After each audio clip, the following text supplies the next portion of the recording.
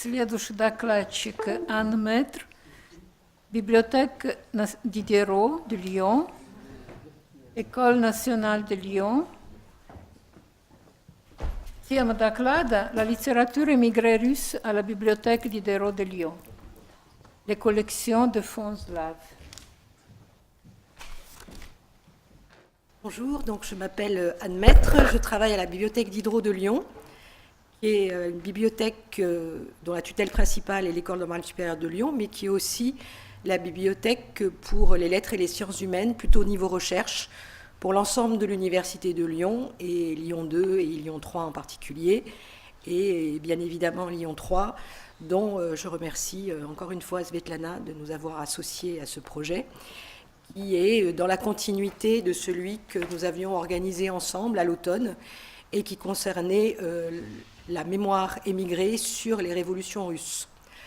Donc, en accompagnement du colloque qui a eu lieu, donc, porté par Svetlana à l'automne, il y avait une exposition, une grande exposition qui se tenait dans le hall de la bibliothèque.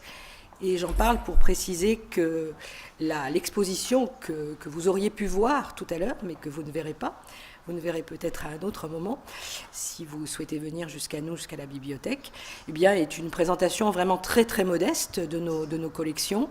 Parce que d'abord, une exposition, ça se prépare pendant très longtemps, au moins un an, parfois plus en amont, et que le projet qui nous avait animé avec Svetlana sur la Révolution, on l'a préparé au moins un an et demi à l'avance. Donc là, c'était assez rapide, mais c'était une excellente opportunité pour nous de continuer à explorer nos collections sur les migrations russes, qui sont importantes et riches, diverses, et d'une certaine manière assez cohérentes, puisqu'elles explorent même de manière imparfaite et incomplète les grandes thématiques, et elles permettent d'avoir accès aux œuvres de nombreux écrivains qui, pour beaucoup, ont été cités au cours de cette journée. Donc, dans ces cas-là, le travail qu'on fait en accompagnement d'une manifestation scientifique, c'est de revenir sur nos collections. Et comme je vais vous l'expliquer, ce sont des fonds très très importants. Et nous sommes loin d'en avoir fait le tour. Nous sommes loin d'avoir signalé informatiquement tous nos documents. Et à chaque fois que nous travaillons comme ça à la demande des chercheurs sur une thématique ou sur une autre, c'est aussi l'opportunité pour nous d'explorer nos collections et de mettre à jour des documents que jusqu'à présent on n'avait pas forcément tenus entre nos mains, qu'on n'avait même pas forcément ouverts. Et là, ça a été le cas. Donc, si jamais vous passez à la bibliothèque, vous verrez dans des vitrines un certain nombre d'œuvres littéraires, des poètes en particulier, dont certains ont été cités aujourd'hui, qui ne sont pas inconnus de vous, je pense, pour la plupart, mais qui sont beaucoup moins connus que des noms très très importants qu'on a cités, comme Berberava, Hadasevich, etc. Voilà, on essayait de mettre en avant quelques auteurs un peu plus... Voilà. Et pourquoi est-ce que nous avons des collections extrêmement riches sur les migrations russes ? Donc je vais revenir sur l'origine de nos collections, donc que j'ai déjà abordé, et certaines d'entre vous doivent les connaître, donc je vais essayer d'être pas trop répétitive et de raconter des histoires que je vous ai souvent racontées, mais c'est en particulier que nos collections ont été constituées au fil de l'eau depuis le XIXe siècle par des exilés russes et par des émigrés russes, et qu'en particulier le noyau dur de nos collections, nous l'avons grâce à une bibliothèque jésuite qui est née en partie au XIXe siècle et qui a continué à vivre tout au long donc, du XXe siècle à Paris. À cette bibliothèque jésuite s'est associée une autre bibliothèque jésuite qui, elle, est née directement de l'émigration russe post-1917. Voilà, donc la première, donc, elle est née grâce à l'initiative d'Ivan Sergeyevitch Gagarin, donc, qui était un noble russe qui a fait le choix de se convertir au catholicisme au XIXe siècle, au milieu du XIXe siècle.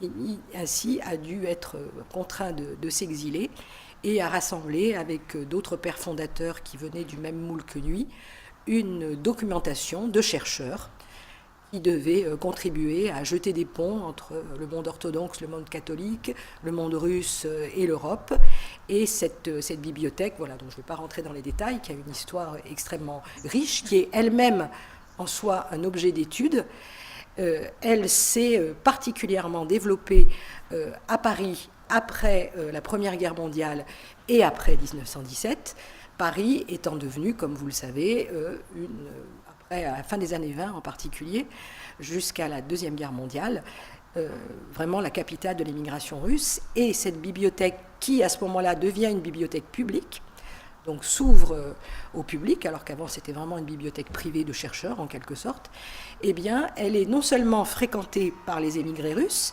mais les émigrés russes vont aussi lui donner leurs documents, leurs collections, d'où la présence dans nos collections, aujourd'hui, qu'on a la chance de conserver à Lyon, des documents atypiques qu'on ne penserait pas forcément trouver dans une bibliothèque universitaire, c'est-à-dire des imprimés, des monographies, des revues qui ne sont pas forcément scientifiques, des témoignages, des écrits divers et variés. Voilà, à l'occasion du colloque sur le regard émigré sur les révolutions, on avait mis en avant beaucoup de cette documentation, témoignages, récits, etc. Et œuvres, éventuellement œuvres littéraires, mais bien évidemment inspirées par les événements de la Révolution et de la guerre civile et des premiers temps de l'exil. Et aujourd'hui, on va essayer de mettre en avant un peu plus les collections vraiment littérature. Donc cette bibliothèque va grandir, fréquentée par les émigrés, fréquentée de plus en plus par les slavistes, nationaux, internationaux, et puis par les souhaits de la Compagnie de Jésus, donc la province de France, qui en est propriétaire, donc elle va être associée définitivement à une autre bibliothèque jésuite, qui elle est née directement de l'immigration russe. Là vous avez l'ex-libris, c'est un des premiers ex-libris de la bibliothèque slave, qui s'appelait au début la mission des Saint-Cyril et Méthode. Et ici, voilà donc le Fonds Saint-Georges, qui est donc cette autre bibliothèque jésuite née directement de l'émigration russe, où une petite communauté à Constantinople, au début des années 20, se constitue et va très vite être encadrée, recevoir une aide de la part de quelques religieux, des jésuites en particulier. Va se former donc cette communauté de Saint-Georges, qui ensuite va quitter la Turquie. Là aussi, c'est une histoire très riche, je vais aller passer très vite. Donc cette communauté va transiter par la Belgique entre les deux guerres, jusqu'à la Deuxième Guerre mondiale, et après 1945, s'installer dans un grand domaine, à Meudon. Et donc c'est à Meudon que va vivre d'abord un internat qui accueille de manière privilégiée, en priorité, les enfants de l'émigration russe. Et puis cet internat va cesser de se diriger vers l'éducation des enfants d'origine russe, mais s'ouvrir plutôt aux jeunes gens qui veulent étudier la civilisation russe, la langue russe, proposer des stages à des étudiants français et étrangers, voilà, dans les années 70-80. Donc les deux ensembles sont réunis dans les années 80. Très vite, on est passé de 20 000 à 35 000 documents. René Maréchal, qui est un des grands anciens directeurs de cette bibliothèque dans les années 70, parle de 35 000 documents pour la bibliothèque slave. Eh bien, lorsque cette bibliothèque arrive à Lyon, lorsqu'elle est déposée à Lyon par la province de France, en convention avec l'École normale supérieure de Lyon, elle affiche 80 000 documents. Donc 80 000 documents, c'est énorme. Et dans ces 80 000 documents, il y a effectivement une part non négligeable qui peut nous permettre d'interroger les écrits littéraires de l'émigration russe. Il se trouve que dans ces collections, il y a, qui sont nos fonds slaves aujourd'hui, donc qui vont au-delà, grâce à nos acquisitions, grâce à des dons de nombreux enseignants-chercheurs, de professeurs de russe, de traducteurs. Aujourd'hui, on va jusqu'à 100 000 documents. Eh bien, il y a d'autres provenances qui viennent de l'immigration russe, en particulier de le fonds Georges Maklakoff, qui était le fondateur de la chaire de russe de l'Institut catholique de Lille, qui a vécu jusque dans les années 60. Évidemment, Georges Maklakoff, qui a dirigé cet enseignement du russe à Lille, a accompagné cet enseignement d'une bibliothèque. Cette bibliothèque, après la fermeture donc, de cette chaire de russe de l'Institut catholique de Lille, a dormi dans les magasins, jusqu'à ce que, lors de rencontres de bibliothécaires, une de nos collègues nous en parle, et depuis, eh bien, nous l'avons accueilli chez nous, et il reflète en miniature, si je puis dire, les grandes thématiques du fonds slave, c'est-à-dire la pensée la pensée russe, qu'elle soit philosophique, politique et religieuse, l'histoire, donc avec beaucoup de collections de l'immigration. Georges Maklakoff avait des liens avec l'Allemagne, donc on trouve un certain nombre de publications allemandes. On trouve aussi des publications très intéressantes du monde savant de Prague aussi dans cette bibliothèque. On trouve aussi une très belle collection de l'édition après la Deuxième Guerre mondiale des États-Unis, Imeni Tcherova, qu'on trouve quasiment complète dans le fonds Maklakoff, qui complète les autres exemples que nous avons de cette maison d'édition. Nous avons eu aussi un don d'une professeure de russe, Madame Ivanov-Liman, qui a formé beaucoup de jeunes gens à Lyon à l'étude du russe, et qui nous a donné sa bibliothèque, et qui était elle-même donc descendante d'émigrés russes. Et là aussi, il y a quelques pépites qui nous permettent d'enrichir notre vivier des publications de l'immigration française en particulier. Voilà, dans la bibliothèque du fonds jésuite, il y a, comme le disait, déjà des donateurs. Et parmi ces donateurs, qui ont contribué vraiment à un enrichissement extrêmement important, à divers titres, de ces collections de littérature, il y a la bibliothèque d'Alla Galavina, que vous connaissez certainement, qui, de par son mariage avec monsieur Gilles de Pellichy, était donc devenu Alla Gilles de Pellichy. Vous avez ici une de ses signatures, vous avez son ex-libris, vous avez son portrait, qui est sur une de ses publications. Alla Galavina était une écrivaine donc aussi de l'émigration. C'était la sœur du grand poète Anatoly Steiger, et c'était une figure de l'immigration russe avant-guerre et après-guerre. Et non seulement sa bibliothèque, que nous avons loisir donc d'utiliser aujourd'hui ici à Lyon, eh bien non seulement elle nous offre la possibilité de découvrir de nombreux poètes, dont certains sont peu connus, avec des exemplaires sur les diverses vagues de l'émigration russe, dont parfois nous avons ce que nous appelons dans notre jargon de bibliothèque des unicats, c'est-à-dire des pièces que nous ne trouvons du moins nationalement qu'à Lyon, et même pas à Paris ou ailleurs. Et en plus, ces ouvrages, comme je vous montrerai quelques images tout à l'heure, ont une autre richesse, c'est qu'ils sont accompagnés en général de dédicaces, de notes marginales de sa propre main, de dédicaces de nombreux auteurs, qui sont donc les auteurs des livres qui ont constitué sa bibliothèque, et non seulement donc de ces dédicaces ou de ces notes marginales, mais également des photographies. Donc sur un des livres, on peut voir une photographie de Bounine, prise certainement à Grasse. On peut voir aussi une belle photographie d'Anatoly Steiger. Si vous passez à la bibliothèque, cet exemplaire est donc exposé dans une des vitrines. Et on a commencé donc à cataloguer ces collections, c'est-à-dire à les signaler, à faire en sorte qu'elles vous soient connues et visibles sur des catalogues informatiques il y a déjà plusieurs années. Et c'est vrai qu'on n'a pas toujours fait attention. Au début, on avait une injonction, je dirais, d'urgence, d'aller vite, et aussi une ignorance, une méconnaissance aussi, des choses ou des éléments importants. Donc on n'a pas toujours mis en évidence ces notes marginales dans le catalogue, c'est possible. On n'a pas toujours signalé les dédicaces et les dédicataires. Donc aujourd'hui, en revanche, on le fait. Et cette manifestation qui nous réunit aujourd'hui et qui fait que certains de nos documents sont présentés, voilà, vous pouvez certains les toucher ou les voir à la bibliothèque, parce que la plupart du temps, ils sont rangés dans nos magasins. Donc grâce à Svetlana, nous avons pu aller explorer d'autres ensembles de cette littérature que nous n'avions pas encore traité.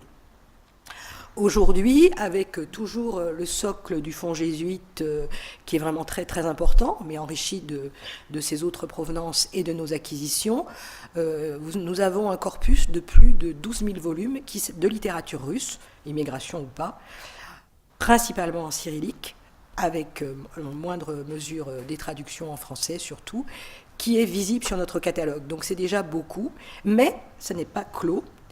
Il y a encore des séries de cotes, en particulier une cote du fonds jésuite qui s'intéresse exclusivement à la poésie. Et c'est dans ce petit ensemble qui doit faire 2-3 étagères, environ 3 mètres linéaires, que nous avons été voir quelles étaient ces éditions de l'émigration russe qui nous échappaient encore, et que là, on a encore trouvé des trésors avec certains, effectivement, remarqués qu'ils nous venaient, encore une fois, de la bibliothèque d'Ala Galavina. Donc ici, vous avez un exemple de ce que j'avançais, avec en particulier, voilà, donc c'est un livre de Boris Paplavski. Donc ici, vous voyez des dédicaces et des notes. Eh bien, les ouvrages sont nombreux. Il y a un ouvrage de Marina Tsvetaeva qui est absolument envahi, Anna Armatova aussi, qui est envahi de la petite écriture fine d'Ala Galavina. Voilà, donc susciter aussi voilà, un certain nombre de recherches sur ces liens intimes entre ces auteurs et donc cette écrivaine, cette figure d'émigration russe, et d'une manière générale les liens que les auteurs et les lecteurs peuvent entretenir avec cet objet livre. Voilà.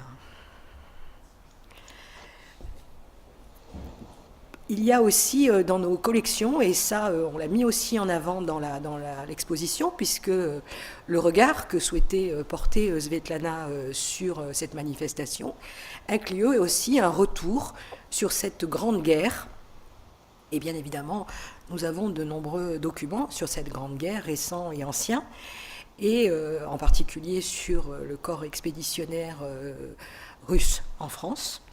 Nous avons à la bibliothèque tous les travaux universitaires d'un des spécialistes de cette question, qui est Rémi Adam, et on a aussi bien sûr les ouvrages édités par M. Korliakov et bien d'autres en russe. Et il se trouve aussi qu'il y a 3 ans, nous avons été contactés par la descendante d'une famille d'émigrés russes qui s'appelle Tatiana Chagal, qui est une dame très très âgée, et qui nous a confié les documents personnels de ses parents, qui sont constitués d'éléments très divers, des photographies personnelles, un tapuscrit, des mémoires de ses parents.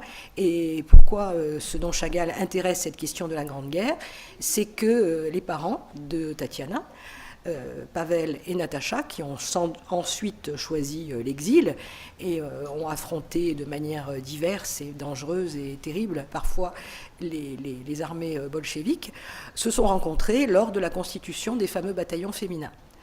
En fait, Pavel était devenu instructeur, officier, pour instruire le premier bataillon féminin de Petrograd, et Natacha avait décidé de s'engager. C'est comme ça que les deux parents vont se rencontrer. Ensuite, vous savez ce qui se passe, les bataillons seront dissous. Un certain nombre de ces bataillons, dont Pavel et Natacha, ne rentreront pas dans le moule de la Russie bolchevique et participeront au contraire au combat avec les armées blanches, en particulier Pavel, qui ira avec Wrangel, Koutipov. Et tout ça est raconté dans leur mémoire. Entre deux affrontements, deux moments dramatiques, ils choisiront d'unir leur destinée officiellement. Ils seront séparés et se retrouveront dans les années 20, 23, 24, je ne me souviens plus exactement, en Bulgarie, après être parvenus enfin à sortir de l'URSS. Et ensuite, ils choisiront donc l'exil en France. Donc, ils ont écrit leur mémoire. Et ces mémoires ont été traduites en français par une de leurs filles, ils ont eu 2 filles. Donc l'une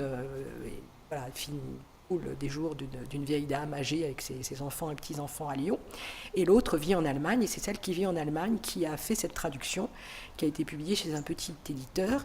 Et on peut trouver le tapuscrit, on peut trouver l'album de photos dont nous avons les tirages, plusieurs tirages et les négatifs originaux de la vie d'avant. Et dans ce petit album aussi, ils y ont inclus aussi des cartes postales qui étaient éditées à ce moment-là par le gouvernement provisoire et qui représentent les soldats de ces bataillons féminins et qui étaient édité pour la propagande donc de ces bataillons, pour encourager à l'effort de guerre, entre mai et la fin donc, de 1917. Et il y a aussi beaucoup de photographies de la famille, des clichés qui représentent la famille Chagall, Pavel et Natacha. Ici, vous avez des clichés en production de photographies de Natacha et de Pavel Chagall. Voilà, donc ces collections de l'émigration, elles recouvrent largement, je dirais, le monde, en fait, toute la diaspora russe. Elles sont effectivement extrêmement importantes pour la France, elles sont très importantes pour Berlin, elles sont globalement plus importantes pour ce qu'on appelle la première vague que pour les suivantes. Mais avec ces publications de l'émigration russe, on peut aller bien sûr jusqu'aux États-Unis, jusqu'en Amérique latine et jusqu'à la communauté russe de Harbin. Vous avez certainement entendu parler. Ici, je vous ai fait un petit florilège. Voilà, le temps m'a manqué. Le florilège aurait pu être beaucoup plus riche.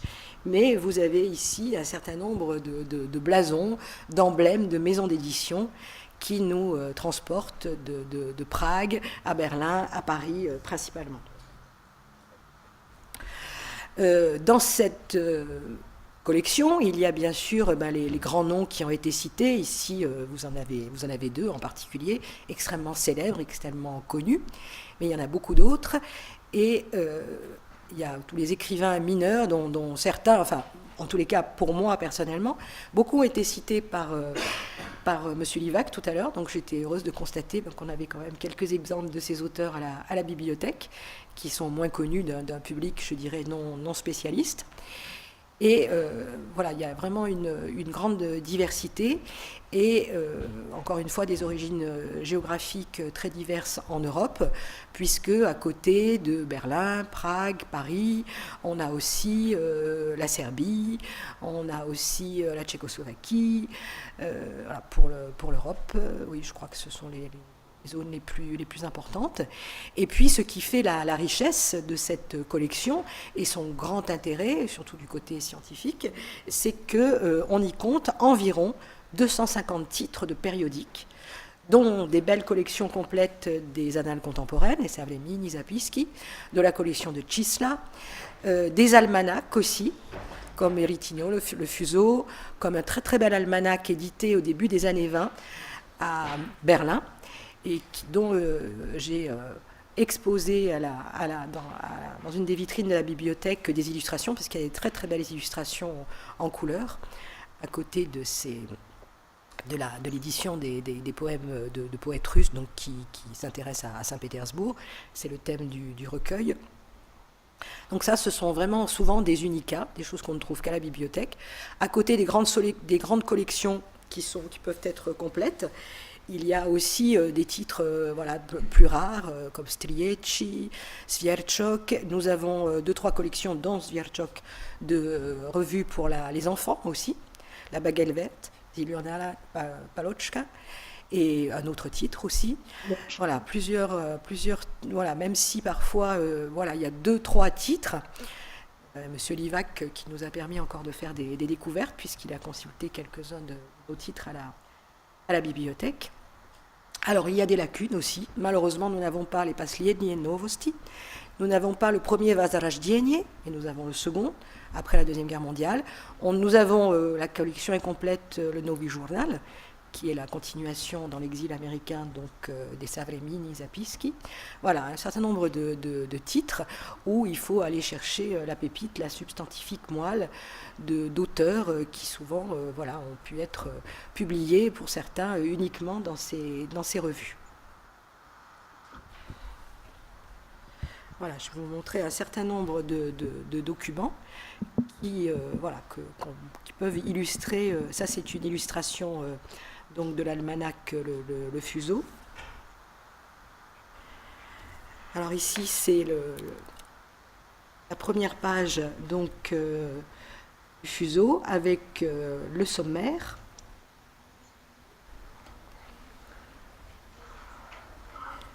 Dans cette publication, il y a des publications de Nabokov, quand il n'avait pas encore Nabokov, quand il s'appelait Cyrine. Donc on a un certain nombre de publications de Nabokov de ces années-là.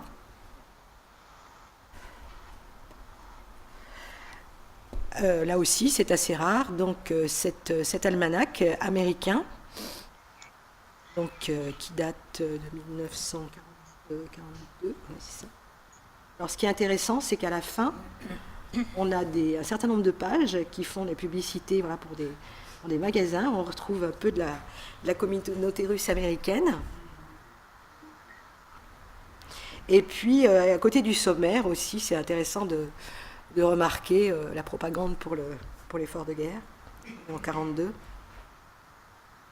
Voilà. Donc ça, c'est encore une dédicace.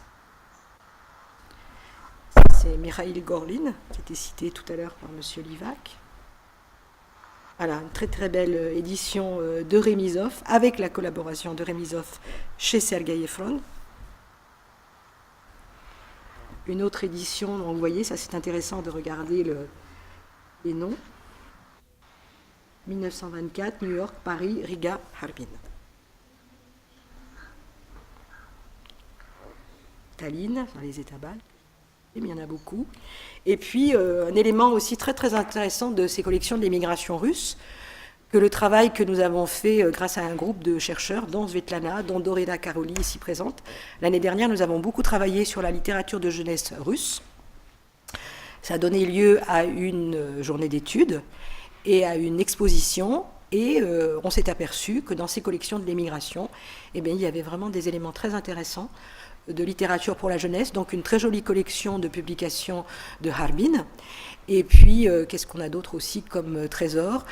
Une adaptation, parce que je ne pense pas que le texte soit complet, avec la traduction de Nabokov, de Lewis Carroll, et des très belles illustrations de Sergei Salchoupine, ou encore Choubine, voilà, qui sont aussi, je crois que c'est le seul à avoir en France cet exemplaire. Voilà, il y a beaucoup de publications de Sacha Tchorny, avec des illustrations de Rojankowski, avant qu'il soit recruté, entre guillemets, par le père Castor. Voilà, donc ça, c'est vraiment aussi un des éléments forts de ces collections de littérature pour la jeunesse, qui sont extrêmement présentes, vu la nature de la constitution des collections. C'est assez logique de retrouver ça. Voilà, ces familles émigrées, quand elles ont donné des documents, eh bien, elles ont pu donner des imprimés, des monographies, des revues, comme je le disais, qui ne sont pas toujours des revues scientifiques, puisque nous avons une très très belle collection qui a été enrichie récemment grâce à la BN de Lyon de la fameuse Russie illustrée, avec quelques titres, on n'en a pas beaucoup, mais quelques-uns, du Satyricon. Voilà, donc ça fait vraiment un ensemble assez important, cohérent. Et dans ces collections,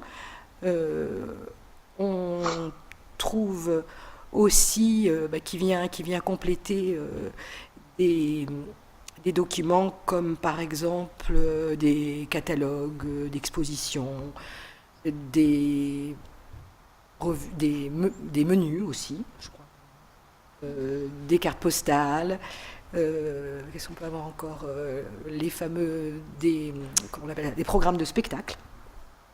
Voilà, donc tout ça donne un caractère extrêmement concret, redonne vie à toute une communauté, alors qui s'exprime en priorité en France, à Paris bien sûr, mais comme on l'a vu, qui se distribue un peu de par le monde et qui est représentée donc par toutes ces maisons d'édition dans nos collections. Donc voilà, les photos pour conclure étaient pour vous encourager à venir découvrir les documents qui sont à la bibliothèque. Donc voilà, ça c'était donc Sacha Tchorny pour les enfants, avec des illustrations. C'est génial. La fameuse maison d'édition de Paris, Povolotsky. Voilà. C'était Paplavski. Voilà, ça c'est pour nous donner un avant-goût des photographies de la famille Chagall. Voilà, les fameux bataillons féminins. Et puis, l'exposition nous permet aussi de montrer des originaux, des eaux fortes. Nous avons un recueil d'eaux fortes original, un recueil d'estampes réalisé par Sergei Salchoupine et publié par les éditions Gameillon à Berlin en 1923. Et on en a exposé quelques-unes dans nos vitrines, donc je vous en ai reproduit. Voilà Remizov.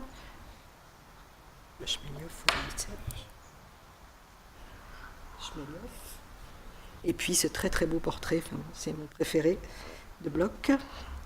Et pour terminer, nous avons malheureusement très très peu d'exemplaires de la fameuse revue Jartitsa. Et dans un des numéros que nous avons, il y a cette très très belle illustration donc, de Bilibine. Voilà. Merci de votre attention.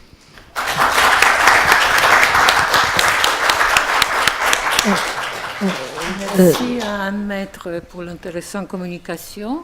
Est-ce qu'il y a des questions? Да, то есть мы сейчас перейдем к вопросам, потому что Николаю Тураверову и Анметра надо идти, поэтому если у вас есть вопросы по двум докладам, пожалуйста. Мы вышли на экран.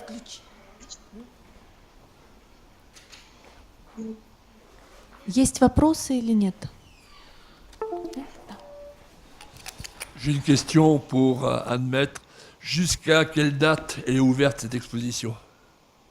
Alors, encore une fois, c'est une exposition très modeste, qui n'est pas les grandes expositions qui sont dans la bibliothèque, mais vous pouvez venir à la bibliothèque jusqu'à la fin mai.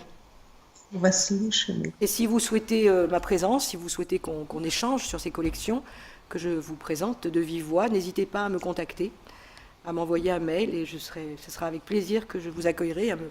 Monsieur qui m'a fait cette proposition tout à l'heure, voilà, dans la mesure du possible, je me rends disponible pour, dans cette occasion-là en particulier. Et même si vous avez du temps et que moi je peux en dégager, que nous pouvons trouver un créneau commun, je peux même aller plus loin et vous entraîner dans les arcanes des magasins. D'accord. Et c'est ici, à l'université Lyon 3? Non, c'est sur le campus de Gerland de l'ENS de Lyon, en face du métro de Bourg. C'est donc cette bibliothèque qui est pluri-universitaire. Voilà, Université de Lyon, Lyon 2, Lyon 3, voilà, c'est nous. Merci. Voilà, je vous en prie.